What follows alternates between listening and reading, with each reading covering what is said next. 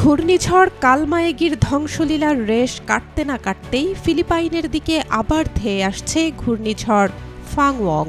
ইতোমধ্যেই সুপার টাইফুনে পরিণত হয়েছে ঘূর্ণিঝড়টি। আঘাত হানতে পারে রোববার সন্ধ্যায়। এ সময় ৫ মিটার পর্যন্ত জলোচ্ছ্বাস এবং ধ্বংসাত্মক ঝোড়ো হাওয়া বয়ে যেতে পারে। ফিলিপাইনের পূর্ব ও উত্তরাঞ্চল থেকে সরিয়ে নেওয়া হয়েছে ১ লাখেরও বেশি বাসিন্দাকে।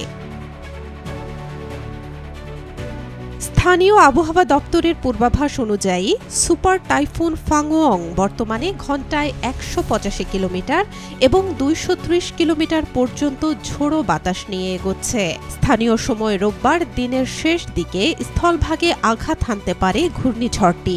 ১৫০০ কিলোমিটার বা ৯৩২ মাইল এলাকা জুড়ে বিস্তৃত হবে এটি।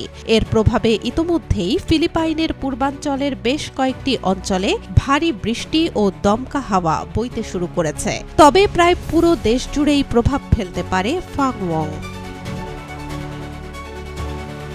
বার্তা সংস্থা রয়টার্স বলছে, ঘূর্ণিঝড়ের কারণে প্রবল বৃষ্টিপাত, ঝোড়ো হাওয়া এবং জলোচ্ছ্বাসের আশঙ্কা তৈরি হয়েছে। ফিলিপাইনের বিভিন্ন অঞ্চলে ঘূর্ণিঝড় সতর্কতা জারি করা হয়েছে। এর মধ্যে লুজন দ্বীপের দক্ষিণ পূর্বাঞ্চলে সর্বোচ্চ সতর্কতার সংকেত ৫ জারি করা হয়েছে। রাজধানী ম্যানিলা ও আশেপাশের অঞ্চলগুলোতে বহাল রাখা হয়েছে ৩ নম্বর সতর্কতা সংকেত। ঘূর্ণিঝড়ের কারণে দেশীয় ও আন্তর্জাতিক মিলিয়ে ৩০০ এর বেশি ফ্লাইট বাতিল করা হয়েছে বলে জানায় দেশটির সিভিল এভিয়েশন কর্তৃপক্ষ। শিক্ষা প্রতিষ্ঠানগুলোতে সোমবারের ক্লাস বাতিল বা অনলাইনে নেয়ার ঘোষণা দেয়া হয়েছে।